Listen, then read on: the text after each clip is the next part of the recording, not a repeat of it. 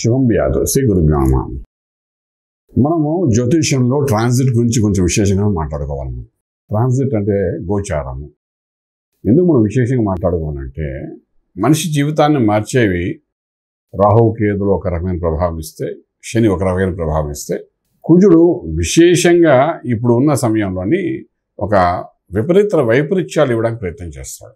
కారణం ఏంటంటే కుజుడు అనే గ్రహం అంగారకుడు ఎవరైతే ఉన్నారో కర్కాటకంలో రావడమే ఓ రకంగా చెప్పాలంటే నీచ స్థానంలో పొంది ఉన్నాడు. దానికి తోడు జనవరి 20వ తారీఖు వరకు కూడా అక్కడే ఉంటాడు, ఆయన స్తంభించి ఉంటాడు. అంటే ఒకటి ఎలా ఉంటుందంటే ఈ కుజుడు యొక్క మూమెంట్ ఎలా ఉంటుందంటే, ఫర్ ఎగ్జాంపుల్ మనం క్లాస్లో కూర్చున్నాము, టీచర్ వచ్చారు, మ్యాథ్స్ ప్రొఫెసర్ వచ్చాడు. మ్యాథ్స్ ప్రొఫెసర్ రాగానే ఆయన మ్యాథ్స్ అంటే ఆల్జీబ్రా అంటే గుండుగాబ్రా అనేవాడు చిన్నప్పుడు మా టైంలోని. క్లాస్ చెప్తున్నాడు, ఎలాగైనా 45 నిమిషాలు గడపాలరా అని అనుకుంటాం మనం. ఈలోపు మన ప్రిన్సిపల్ గారు వచ్చి నెక్స్ట్ క్లాస్లో కూడా టీచర్స్ ఎవరు రాలేదండి, మీరు కంటిన్యూ చేయండి ఇంకొక 45 మినిట్స్ అని మీకు అన్నారు అనుకోండి, ఫినిష్. అసలు 45 నిమిషాలు మెయింటైన్ చేయడమే కష్టం. వాళ్ళు చెప్పే మనకు అర్థం కాదు, మనం అర్థం చేసుకునే లోపల వాళ్ళు మళ్ళీ క్వశ్చన్ వేస్తారు. ఆ క్వశ్చన్ సమాధానం చెప్పితే నీ మాత్రం కూడా తెలియదు ఏంటో అంటారు. ఇవన్నీ మనం చిన్నప్పుడు చూస్తుంటాం క్లాసుల్లోని.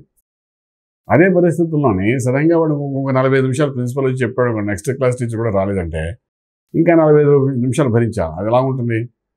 వాడు ఇంకా ఆయన వదలడు, ఇంకా విపరీతంగా మన మీద అటాక్ చేస్తాడు.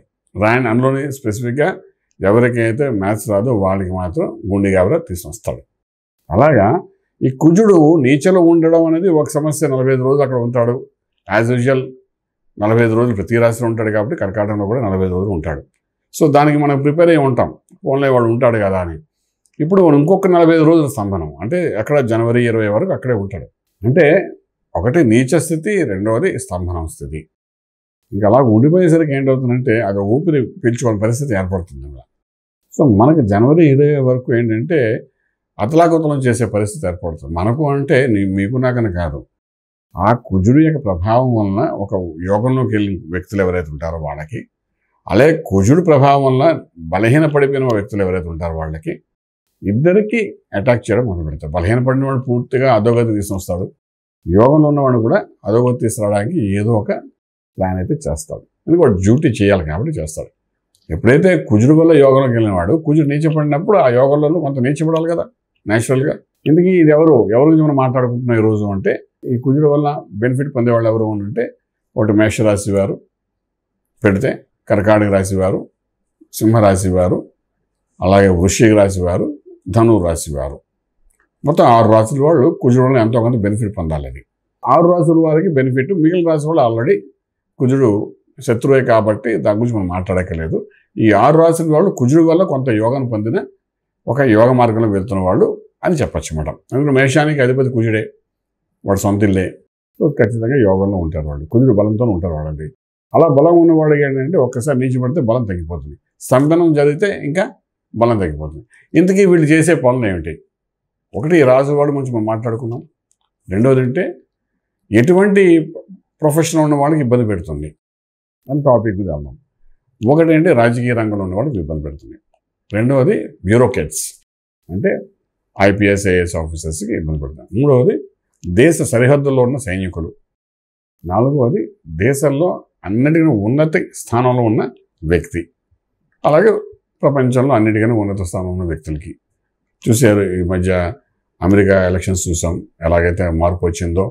అనుకుందా ఎవరు ఆగితే అనుకుంటే అదొక మార్పు వచ్చింది. ఆయన తీసుకుంటున్న నిర్ణయాలు ఎవరైతేనే మనకు అనవసరం, ప్రెసిడెంట్ ఎవరైతే మనకి ఎందుకు సంబంధం లేదు. కానీ ఇప్పుడు తీసుకుంటున్న నిర్ణయాల వలన విశ్వవ్యాప్తంగా కొన్ని అవాంఛనీయ సంఘటనలు జరిగే అవకాశాలు కూడా ఉంటాయి. తీసుకున్న నిర్ణయాన్ని బట్టి అన్నీ ఉంటాయి విశ్వం గురించి మాట్లాడితే.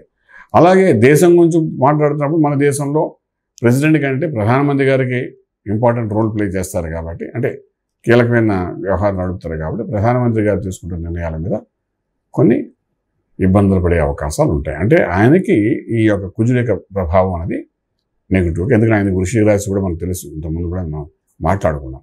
సో అటువంటి పరిస్థితుల్లో అలాంటి వాడికి కొంత ఇబ్బంది పడే అవకాశం ఉంటుంది.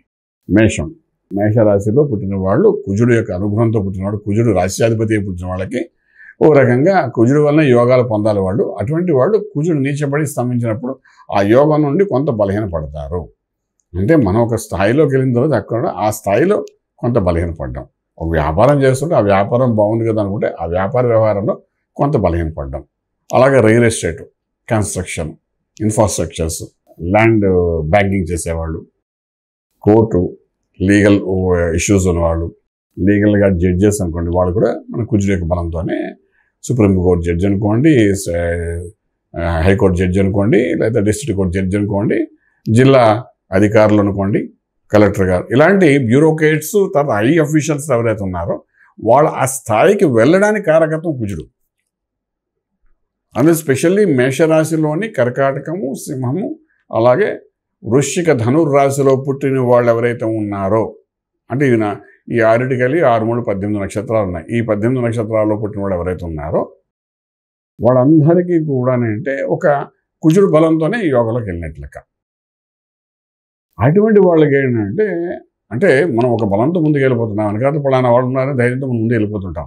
ఆ వెనకాల ఉన్నవాడికి ఒళ్ళు నొప్పులు, కాళ్ళు నొప్పులు, ఒళ్ళు నొప్పులు, జ్వరము, లేకపోతే ఇంకేదో రోగము, లేకపోతే ఇంకేదో రకమైన బలహీన పరిస్థితి ఏర్పడింది అనుకోండి, మనం ఎంత దూరం ముందుకు వెళ్తాం? మా అయితే ఒక అడుగు ముందుకు వెళ్తాం. శత్రువు తెలిసిపోయింది అనుకోండి, వెనకాతలు ఉన్న దన్ను చూసి ఏ దన్ను చూసి వీడు ముందుకు వస్తున్నాడో ఆ దన్నుకి ఆల్రెడీ అటాక్ ఉంది అని తెలిసిపోయింది అనుకోండి, అప్పుడు శత్రువు ఈజీగా మీ మీద అటాక్ చేయగలుగుతాడు. ఇదే యుద్ధం అంటారు.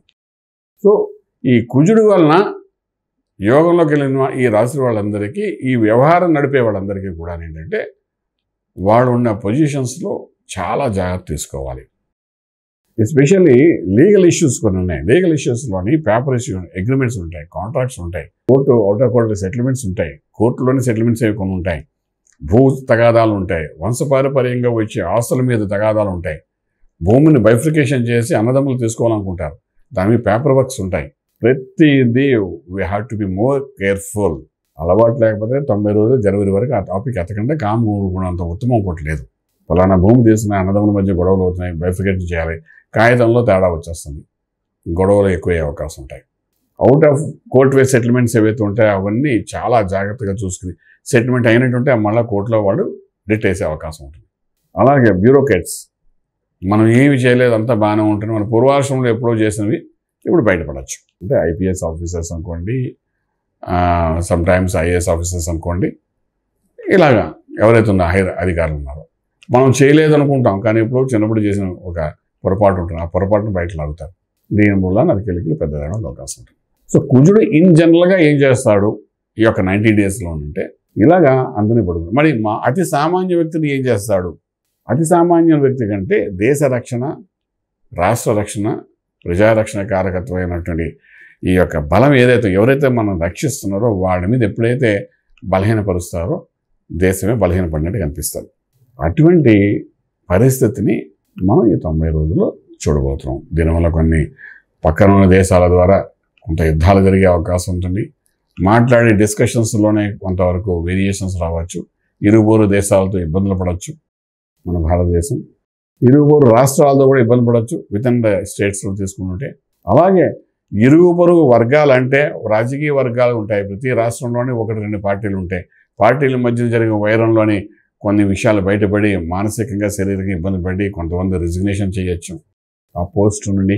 నైతిక బాధ్యత వహించి నేను ఈ పదవి నుండి రిజిగ్నేషన్ చేస్తున్నాను అనే భావన వరకు వెళ్ళిపోవచ్చు కొంతమంది. ఇలాంటివన్నీ పూర్వకాలంలో మనం చూసాం. నెహ్రూ గారి కాలంలో చూసాం, ఇందిరాగాంధీ కాలంలో చూసాం. నైతిక బాధ్యత వహించి ఈ మినిస్ట్రీ పోస్ట్ని వదులుతున్నాను అని చెప్పిన వాళ్ళు అప్పట్లో చూసాం. ఇప్పుడు ఎవరు నైతిక బాధ్యత వహించి నేను వదిలేస్తానని చెప్పి ఏ మినిస్టరు అనరు. కానీ అటువంటి పరిస్థితి ఏర్పడవచ్చు. ఫలానా రైలు కూలిపోయిందంటే అప్పట్లోని నైతిక బాధ్యత వహించి రైల్వే మినిస్టర్గా ఆయన రిజిగ్నేషన్ చేసి పదవి నుండి పక్కకు తప్పుకున్న సంఘటన మనం చూసాం. ఇప్పుడు ఇలాగా అంటే ఈయన పదవి నుండి బయటపడడానికి నైతిక బాధ్యత వహించి తీరడానికి కావాల్సిన ఏర్పాట్లు జరగచ్చు రాజకీయంగా తీసుకుంటే. అలాగే బ్యూరోక్రేట్స్ దగ్గరికి వెళ్ళినప్పుడు ఏదో లీగల్ ఇష్యూస్ పడడం వాళ్ళ మీద, దాంతో స్కామ్లో వాళ్ళు దొరకవచ్చు. ఇవన్నీ నేను ఎందుకు చెబుతున్నానంటే కుజుడు ఈ పరిస్థితిలో ఉన్నప్పుడు వీటినన్నిటికీ మనం జాగ్రత్త పడాలి. ఎందుకంటే మన దేశ రక్షణ చేసేదే కుజుడు. అక్కడ ఒక సైనికుడు ఉన్నాడంటే కుజబలంతో ఉన్నాడు. అలాగే ఒక దేశానికి అధ్యక్షుడు ఉన్నారంటే కుజబలంతోనే ఉన్నారు. అసలు వాళ్ళ మీదే ఇబ్బంది కలుగుతుంది అంటే మనం ఎంత జాగ్రత్తగా ఉండాలి.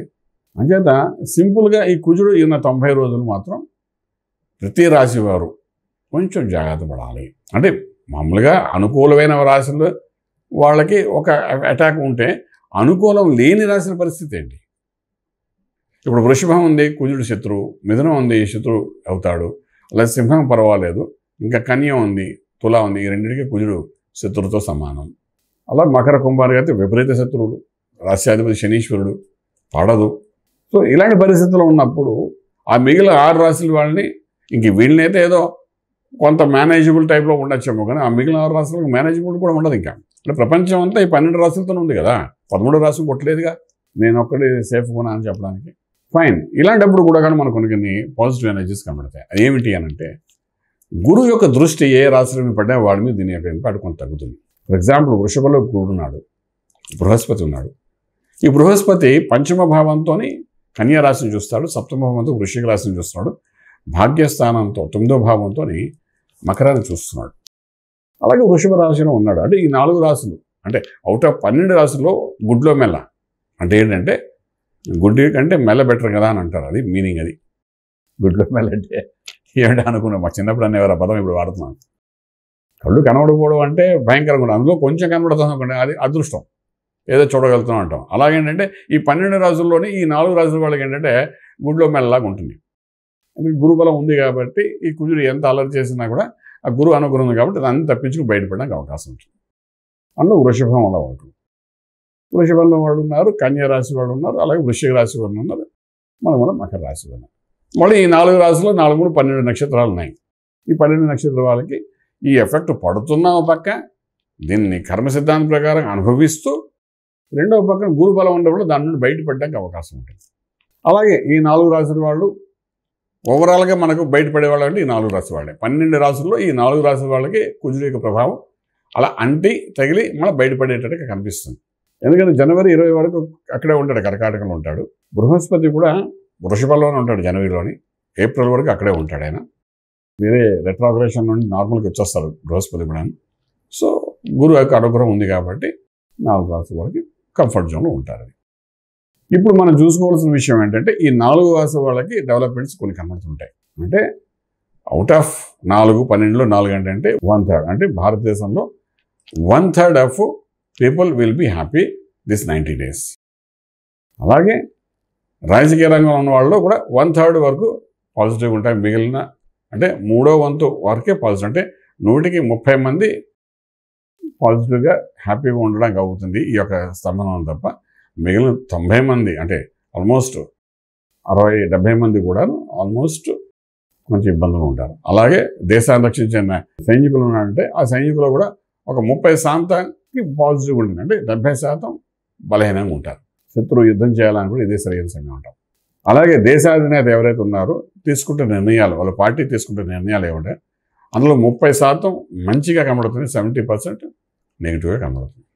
సో ఈ టైంలో శత్రువు ఎవరు ఉంటారు దేశానికి అంటే ప్రతిపక్షం వాళ్ళు అనుకుందాం.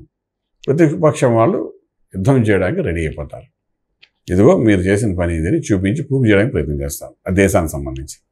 అలాగే రాష్ట్రానికి సంబంధించిన కూడా ఏ రాష్ట్రానికి ఆ రాష్ట్రమే ప్రతిపక్షం అన్నది కొంచెం బలోపేతం అవ్వడానికి అవకాశం ఉంటుంది. అధికారం ఉన్న వాళ్ళ మీద 30% సక్సెస్ఫుల్గా కనబడుతుంది, 70% ఇంకా సక్సెస్ఫుల్ కనబడదు. ఎక్కడెక్కడైతే ఎలక్షన్స్ అయ్యాయో, పార్టీలు అయితే గెలిచాయో వాళ్ళందరూ నిలబెట్టుకోవడానికి, ఎందుకంటే 30% బలంతోనే ఈ కుజుడు ఎక్కడ ఉంది కానీ 30% బలంతోనే అంటే రాష్ట్రాన్ని నడిపించాం. మిగిలిన 70% సమకాలికలు ఎవరైతే ఉన్నారో వాళ్ళు పాజిటివ్గా ఉండకపోవడానికి అవకాశం ఉంటుంది. మనం ఇలాంటి సీన్ చూసాం లాంగ్ బ్యాక్. ఎలాంటి సీన్ చెప్పమంటారు, మీకు అందరికీ తెలిసిందే. రామారావు గారు అమెరికా వెళ్ళిన టైంలోని నాదెండ్ల భాస్కర్రావు గారు మనం అందరికీ తెలిసిన విషయమే. ఇలాగ వెళ్ళాడు, అంతా ఉన్నా కూడా బలం తగ్గింది. బలం తగ్గాని ఈ మహానుభావుడు వెంటనే చీఫ్ మినిస్టర్ అయిపోయారు. గవర్నర్ దానికి తదాస్తు అన్నారు. రామ్లాల్ ఎవరు ఉండేవారట నాకు గుర్తులేదు, కానీ ఆ సంఘటన జరిగిందని నాకు గుర్తుంది. ఏంటి ఇంత రాష్ట్రంలో తెలుగుదేశం అనే పార్టీని నిలబెట్టి ఇంత అద్భుతంగా నిలబెట్టి యోగంలో ఉన్న వ్యక్తి కూడా ఈ స్తంభన సమయంలో అటుపక్క అలా ఒంట్లో వల్ల ఆయన అటుపక్క వెళ్ళేసరికి ఇటుపక్క మొత్తం కథ మార్చేశారు. ఎంత అంటే ఏంటి ఇలా జరిగింది, ఇలా జరగచ్చా అంటే ఇది మీరు చేస్తున్న పని కాదు, కుజుడు చేస్తున్న పని. Again I'm giving a warning to all the people. మనం తెలుగులో మాట్లాడతాం కానీ తెలుగు రాష్ట్రాల గురించి మనం మాట్లాడాలి కాబట్టి తెలుగు రాష్ట్రంలో రాజకీయ రంగంలో ఉన్న వాళ్ళకి గురించి మనం చెప్పాలనుకున్న విషయంలో చాలా జాగ్రత్తగా ఉండాలి ఈ 90 రోజులు. First point. ఇండివిజువల్ దగ్గరికి వచ్చినప్పుడు అంటే రాష్ట్రంలో పెద్ద పెద్ద నాయకులకి ఇలా జరుగుతున్నప్పుడు, రాష్ట్రాన్ని నడిపే వాళ్ళకి ఇలా జరుగుతున్నప్పుడు, ఇండివిజువల్ దగ్గరికి వచ్చినప్పుడు కూడా ఇండివిజువల్ వాళ్ళు కూడా దాని ప్రభావం కనబడుతుంది, 100% కనబడుతుంది. పర్సనల్ లైఫ్లో కనిపిస్తుంది. పర్సనల్ లైఫ్లో దాన్ని కనబడినప్పుడు దాన్ని కొంచెం వివరంగా మనం ఇంకొక విషయమైన వీడియోలో మనం మాట్లాడుకుందాము. ప్రస్తుతానికి ఈ 90 రోజులు మనం ఏం చేయాలి, రాష్ట్రాధినేతను ఏం చేయాలి, దేశాధినేతను ఏం చేయాలి అంటే, మన దేశం నుంచి మనం మాట్లాడితే దేశం నలుమూలుగా 4 పీఠాలు ఉన్నాయి. శంకరాచార్యుల వారు ప్రతిష్ఠ చేసిన 4 పీఠాలు ఉన్నాయి. క్షేత్రాలు ఎన్నో ఉన్నాయి. యజ్ఞయాగాలు చేయడానికి అవకాశం. కుజుడు అగ్నితత్వానికి సంబంధించిన వాడు. యజ్ఞం చేయాలి, యాగాలు చేయాలి, దేశం సురక్షితంగా ఉండాలి, రాష్ట్రం సురక్షితంగా ఉండాలి అని అదొక పూనకంలాగా తీసుకొని ఈ 90 రోజులు దేశ రక్షణ కోసం యజ్ఞయాగాలు చేయాలి, రాష్ట్ర రక్షణ కోసం యజ్ఞయాగాలు చేయాలి, కృతువులు చేయాలి. మనకు పీఠాధిపతులు 4 దిక్కుల 4 పీఠాలు ప్రతిష్ఠించారు అంటే, పీఠాధిపతి శంకరాచార్య వారు చేశారు అంటే, దానికంటే 4 దిక్కుల అది బలంగా మన దేశాన్ని రక్షించడానికి అనుకూలమైన పరిస్థితి అని చెప్పడానికి ఆయన చేసి ఉన్నారు. సో అక్కడ కూడా మనం చేయవలసిన యజ్ఞయాగాలు చేయాలి. ఎప్పుడైతే మన గ్రహాల ప్రభావంలో దేశంలోని కొన్ని ఇబ్బందులు జరుగుతున్నాయంటే, మనకు రక్షణ ఏంటంటే ధర్మము, సనాతన ధర్మం. అంచేత మన సనాతన ధర్మం నిలవాలని శంకరాచార్య వారు ఏ విధంగా అయితే చక్కగా 4 పీఠాల్లో ప్రతిష్ఠ చేసి అక్కడ నుండి ఒక అద్భుతమైన శక్తిని దేశాన్ని రక్షించేటట్టుగా చేశారు కాబట్టి ఆ పీఠంలో కూర్చుని యజ్ఞయాగాలు చేయడం చాలా అవసరం పడుతుంది. అలా క్షేత్రాల్లో, పుణ్యక్షేత్రాల్లో, దైవక్షేత్రాలు, అటువంటి క్షేత్రాల్లో కూడా ప్రతి క్షేత్రంలో ఒక పూనుకుని దాని తగ్గట సంస్కరణలు చేసుకుంటూ పోవాలి. ప్రత్యేకించి చేసుకుంటూ వెళ్ళడం వల్ల దేశ రక్షణ, రాష్ట్ర రక్షణ, ప్రజారక్షణ అందులో ఉంది కాబట్టి ప్రజారక్షణ కూడా జరుగుతూ సస్యశ్యామలంగా రాజమార్గంలో రాజ్యం పొందడానికి అవకాశం ఉంటుంది. శుభం వ్యాధి. పూర్తి వివరాలకు సంప్రదించండి శ్రీ వేదమాత గాయత్రి జ్యోతిష్యాలయం, బ్రహ్మశ్రీ మంతా సూర్యనారాయణ శర్మ గారు, Srinilayam, first floor, 101, Sai Vaibhav layout, Chitrapuri colony పక్కన, కాజాగూడ, హైదరాబాద్ 500008. సంప్రదించవలసిన ఫోన్ నంబర్ 8855559147, 8855559148, 9849996644.